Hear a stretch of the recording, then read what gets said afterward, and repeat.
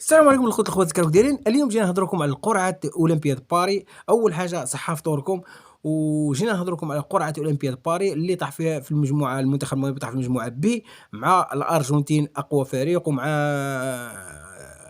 الارجنتين مع اوكرانيا، ومع ثالث مجموعه ديال اسيا. حنا نتمنوا الخير للمنتخب المغربي. وكاين خبر اخر هو الاولمبي المنتخب المغربي راه يحضر في تركيا لمنازله منتخب بعد اوكرانيا ومنتخب الويلز. تحضيرات شوف شفناها تمر في ظروف جيده، اقامه مليحه، لعابه يعني مرتاحين.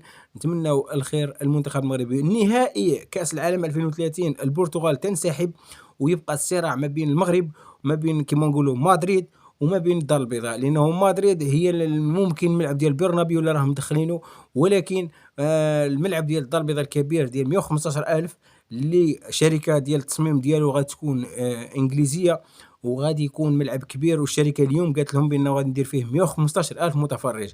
يعني تخيلوا انتم 115,000 متفرج مع 80,000، المغرب غادي يقدر يفوز عليهم. وانا متاكد القجع عنده بوان كبير، لانه لو كان نجيو تحسبوا القجع واش دار مع الفيفا، يعني عاون الفيفا بزاف الحوايج.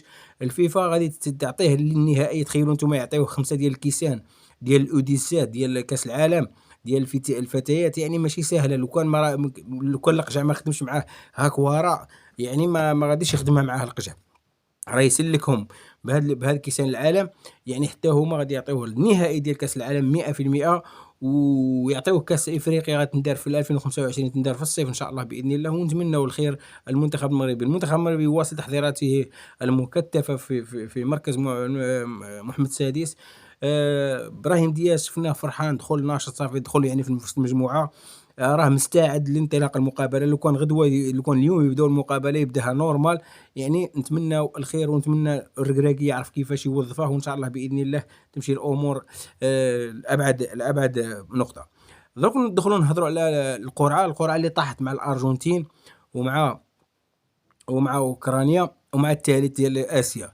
مصر حتى هي داروها اليوم في المجموعه. والله ما عقلت انا مصر في المجموعه ديال، نهضروا على المجموعه ديال المغرب، فرنسا مع نيوزيلاند، يمكنهم مع الامريك وثالث اسيا. حنا نتمناو الخير للمنتخب المغربي ونتمناو المنتخب المصري، ولكن المنتخب المغربي عنده مجموعه، يعني مجموعه ديال اللعابه عالميين، يعني قادر يدي ميداليه وقادر يخطف ميداليه وقادر يدير انجاز اللي داروا في كاس العالم ديال قطر. يعاود له، وهذه المره غادي يعاود له في اولمبياد باري. علاش؟ لانه الجماهير غادي يكون الملعب عامر.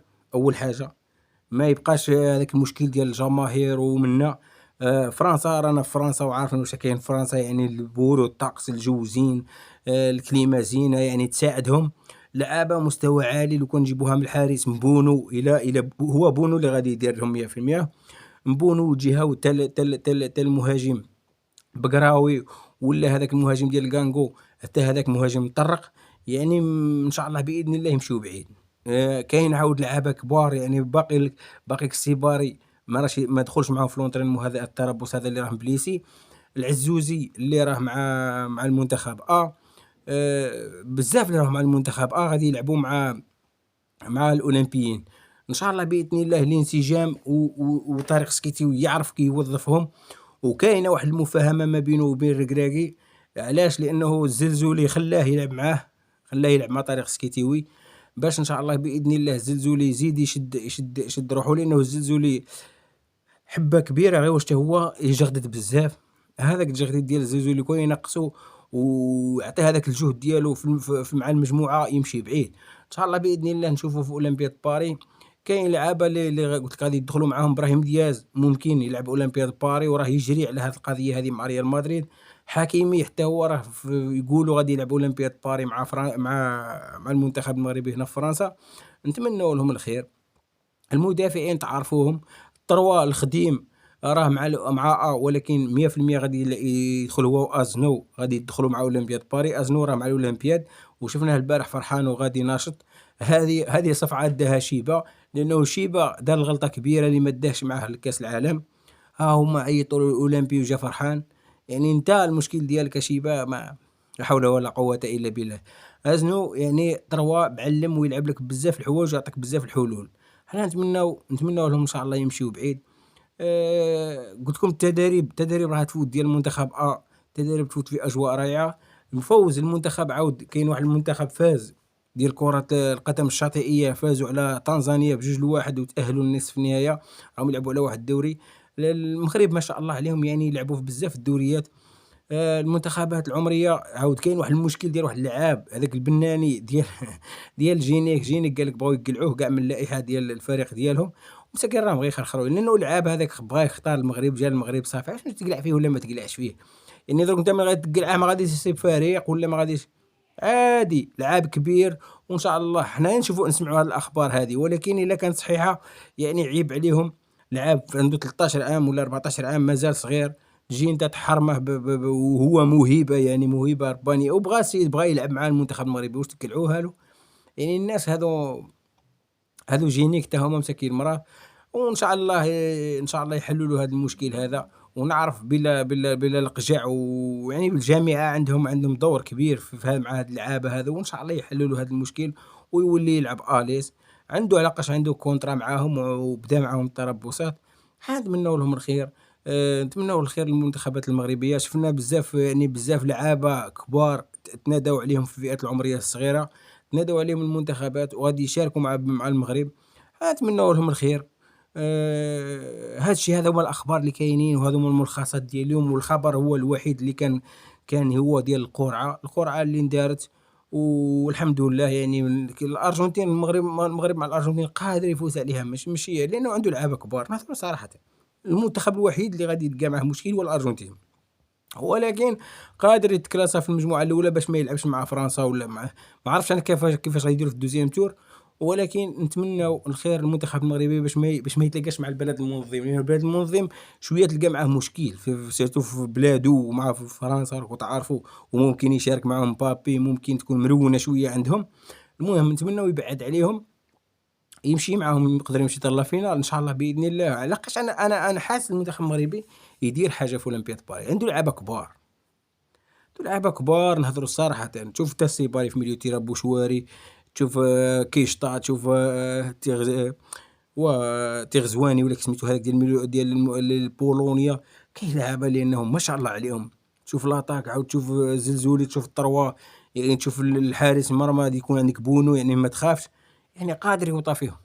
قلت لكم هي اللي تشكل له المشكل والعائق هي المنتخب الأرجنتيني. إلا تفوق على المنتخب الأرجنتيني وتكلاسا الأول وبعد على فرنسا، قدر المستطاع يمشي معاها حتى لافينال. يعني إلا تكلاسا الأول وفرنسا كاس من الأول ما يقدروا ما يتلاقاوش بيناتهم. إلا غادي يديروا الأ مع البي، إلا الأولى مع الزوجة في البي والثانية مع الأولى في البي، غادي يتفاداو بعضياتهم حتى لافينال، لأن المنتخب المغربي قادر يفوتهم. ونتمناو الخير حتى للمنتخب المصري. ولكن المنتخب المصري، أنا الحاجة اللي غادي نأكد لكم عليها، المصريين في الأولمبياد ولا في كأس العالم ما عندهمش نتائج كبار. يعني من غير واحد الوقيته يمكن في أولمبياد باريس أولمبياد شي حاجة داروا شي حاجة، ولكن هما ما يديروش في الأولمبياد ولا كأس العالم، لأن هما في إفريقيا يلعبوا واحد اللعب آخر. في إفريقيا يلعبوا على النفسية ديال اللعابة، المشاكل. راكم تعرفوا في إفريقيا كيفاش يجاريوها المصريين، بصح في أوروبا ما تقدرش تلعب هذاك الشيء. في أوروبا طيح مع مدارس، يعني مدارس ما يسوقولكش كاع لهذاك البكا والشكا. تحكيم اخر، عقلية أخرى. يعني هنا الفرق من المنتخب المغربي، عنده عقلية احترافية، لعابة احترافيين، لعابة في المستوى العالي، ما عندهمش هذيك، ما يكسروش راسهم. زيد تكون عندك جماهيريا بحال راك لعاب في المغرب، يعني في فرنسا بحال راك لعاب في المغرب. تقدر الجماهير يجيو من هولندا، من بلجيكا، من اسبانيا، من الطاليان، يعني كاع يتلموا هنايا باش يشجعوا المنتخب المغربي. هذا هو الظروف اللي تساعدهم. وان شاء الله حنا نتمناو لهم الخير. انا نتمنى يديو ميدالية ذهبية، والله العلي العظيم بقلبي. انا ما عندي لا خلفيه ولا هذيك، ولا تقول لي هذا ولا تقول لي هذاك. انا متكسر، ما انا اللي طحت في واحد المشاكل في الاول، مهضر كما قال الاخر جمانفو بهم، والله ما على بالي. يجي عندي يقول لي هذاك ولا هذاك، ما على باليش كاع به. علاش حنا رانا نهضروا كرة القدم. كرة القدم الناس هربت في الميدان، حنا هربنا في كرة القدم في المواقع. نهضروا لا لوجيك، الناس في وسط الميدان مشات بعيد، حنا في المواقع في المواقع جبرنا. حنا هما الأولى، أساطير مكلاسين في أي حاجة، حنا الأولى. المهم هالشي اللي كاين. نتمناو الخير المنتخب المغربي، ونتمناو إن شاء الله بإذن الله يفرحنا، ونتمناو نشجعوهم إن شاء الله حتى حنا إن شاء الله إلا كتبها الله، علاش لا. والسلام عليكم وتهلاو في راسكم. الى فيديو لاحق ان شاء الله.